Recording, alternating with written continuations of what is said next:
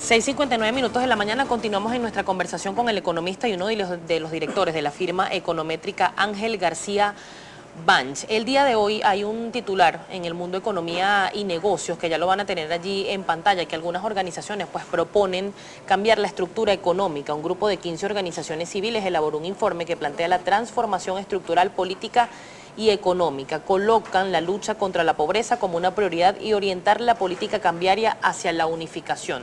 Es un escenario posible tomando en cuenta lo dicho por algunos voceros, incluso del gobierno nacional, uno de ellos el vicepresidente Aristóbulo Istúriz, que ha hablado que el control de cambio fue una decisión política y no económica. Partiendo de esto, ¿es viable una unificación cambiaria o es simplemente un escenario, una utopía? Bueno, yo creo que es parte del proceso de transición que se está viviendo en el país. Yo creo que evidentemente no pueden ser los mismos grupos que han venido manejando el control cambiario los que queden en el poder.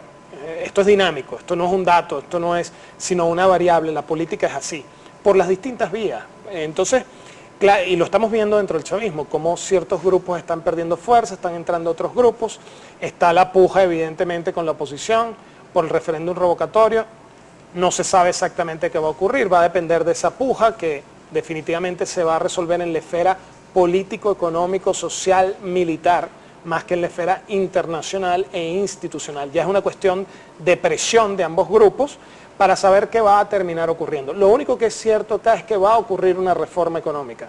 Este es un país que tiene 200.000 millones de barriles en el subsuelo. Este no es un país de África del Subsahara. No es un país que tiene razones para pasar el hambre que está pasando, las penurias que está sufriendo, y por supuesto tiene que haber una reforma, tiene que haber apertura económica, apertura petrolera, apertura no petrolera, tiene que venir la unificación cambiaria. Ahora, tal y como las autoridades actuales, que repito, son una variable, pueden variar con el paso de los meses, proponen lo que ellos han propuesto hasta ahorita es una legalización del mercado negro. ¿Qué significa eso? Que se acerque la tasa de CIMADI con la del mercado negro, se junten y pase a llamarse tasa de ICOM, como cuando el momento de la permuta hasta el año 2010, hasta mayo de 2010. ¿Cuál es el efecto en la economía de esa subida del CIMADI? El efecto sobre la economía cuando se junten ambas tasas es la legalización del mercado negro. Pasa a ser legal un salario mínimo que en ese entonces estaría en $100, que es sumamente competitivo comparado con Perú, Bolivia, Ecuador, Colombia, que está por el orden de los $300 al mes aproximadamente, y eso podría generar cierta oferta. Ahora, la gran pregunta es, ¿resuelve eso el problema económico, político, social del país? La respuesta es no, porque a la tasa de bachaqueros, que es como 3 veces la tasa del mercado negro, hay hambre. A la tasa del mercado negro también hay hambre. Y a la tasa de CIMADI hay hambre. La única solución pasa necesariamente por la unificación.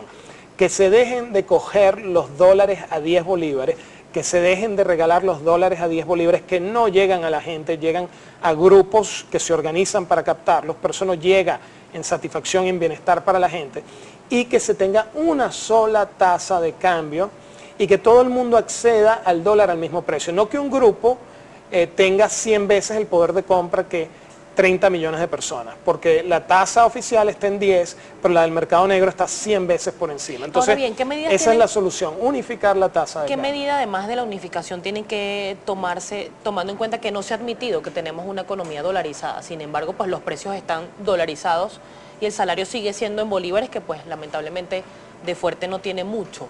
¿Qué medidas se tienen que tomar entonces para que el bolsillo del venezolano por lo menos se recupere un poco o pueda garantizar sus necesidades básicas?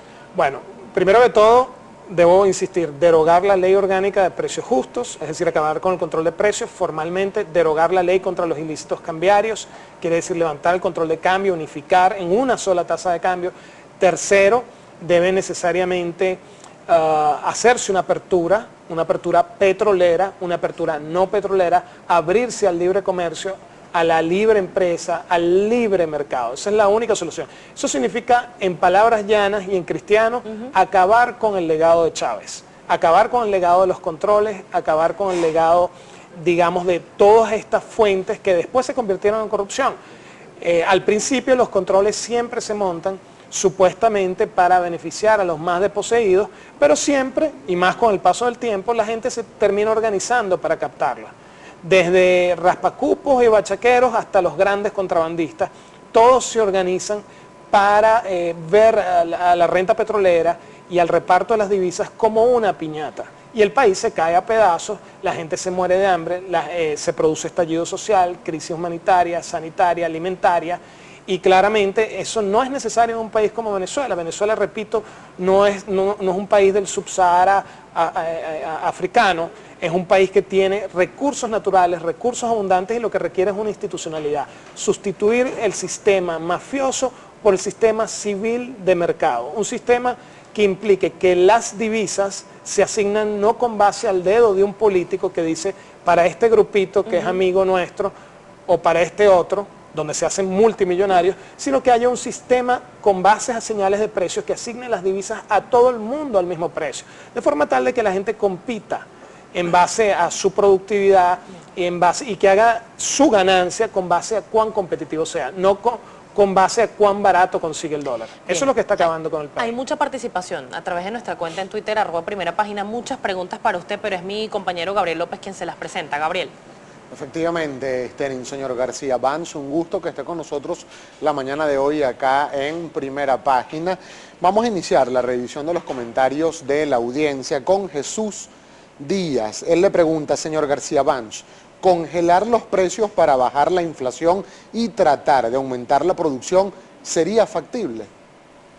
Congelar los precios no tiene ningún tipo de sentido. Lo que tiene sentido es acabar con las prácticas que generan inflación. ¿Cuáles son las prácticas que generan inflación? Los aumentos de salarios superiores a los de la productividad causan inflación, como el que se acaba de anunciar. Segundo, la política fiscal desordenada, la política monetaria desordenada. Entonces se requiere orden salarial, orden fiscal, orden monetario para acabar con la inflación. Si seguimos con el populismo de los aumentos de salario a un ritmo superior al de la productividad, va a seguir habiendo inflación.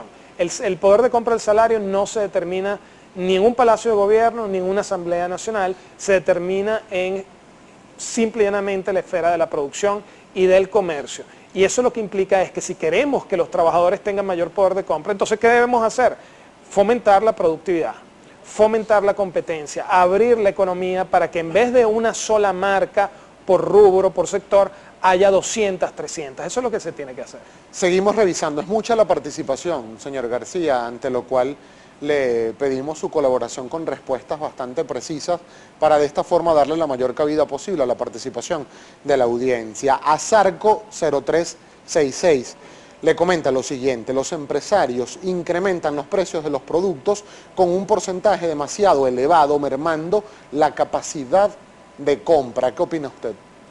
Bueno, los empresarios simple y llanamente aumentan los precios hasta donde pueden. Si se les permite que puedan mucho, entonces lo harán mucho. ¿Y cuándo se les permite? Cuando se meten este tipo de leyes como la Ley Orgánica de Precios Justos. Repito, lo que hay que fomentar es la competencia, que haya 300, 400, 500 marcas por rubro, no 2, 3 actores u oferentes por sector. Julio Quijada 1 le pregunta lo siguiente, señor Banch, ¿es posible que estos aumentos sean planificados para quebrar empresas que luego el Estado expropiará vía express? No creo, porque el tipo de empresas que quebrarían o cerrarían serían aquellas más pequeñas y no creo que sean interés de los grupos o factores de poder del chavismo. Yo lo que creo es que esto demuestra una supina ignorancia acerca del manejo de la economía. Carlos Gamarra también nos escribe a través de @globovisión, @primera página, y le pregunta lo siguiente: ¿por qué en Venezuela un carro cuesta $36.000 y en otros países cuesta 16.000? ¿Por qué a Venezuela le venden más caro? No es que a Venezuela le vendan más caro, sino simplemente hay distorsiones cambiarias. Esto es largo de explicar, no me da el tiempo ahora de hacerlo, pero hay distorsiones cambiarias y la economía no está abierta. Si estuviera abierta, podríamos acceder a las mercancías al mismo precio que en otros países. Otro de los comentarios que recibimos lo escribe Isabel Arteaga. Ella dice lo siguiente: una cosa es que Maduro anuncie el aumento salarial y del cesta ticket, y otra es cuándo enviarán esos recursos a las gobernaciones. Ese es un excelente comentario. El último aumento no se ha pagado en parte de la administración pública con respecto al bono de alimentación. Entonces, está por verse si ahora que lo han aumentado de 3,5 unidades tributarias a 8 lo harán. Por razones de tiempo, vamos a tratar de sintetizar con un comentario más. Lo escribe Mike Leal y le pregunta qué repercusión tendrá el nuevo dólar este diciembre para las importaciones con respecto al CIMADI del año pasado.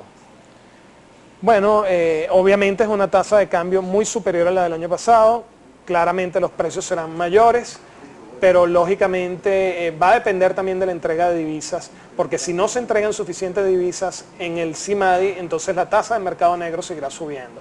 Esperemos que no sea así. Usted como experto, ¿cómo vislumbra el cierre de la inflación este año? Bueno, ya con este aumento salarial, la inflación que podría haber cerrado desacelerándose en un 450%, ya está garantizado como mínimo un 700%. Va a depender de la posibilidad de las empresas de pasar este nuevo costo que representa el salario mínimo y el bono de alimentación incrementado en un 93% en general, o en términos totales, a los precios. Vamos a ver qué termina ocurriendo, pero no menos ya de un 700%, una situación que evidentemente implica una merma del poder de compra de los salarios. Los salarios ganan poder de compra con la productividad, con la competitividad, con, digamos, el incremento del grado de competencia en la sociedad. Mientras eso no se entienda, lo que estaremos generando es inflación y si se le meten controles, escasez y por tanto males y penurias para una sociedad y un país que tienen las capacidades, tienen los recursos naturales, los recursos humanos para salir de esto. Eso es lo que tenemos que entender y que los políticos de ambos lados del espectro deben finalmente comprender. Muchísimas gracias. Gracias. Lamentablemente el tiempo es corto para los temas tan amplios que hay que analizar. Estábamos conversando con Ángel García Banch, economista, además uno de los directores de la firma Econométrica.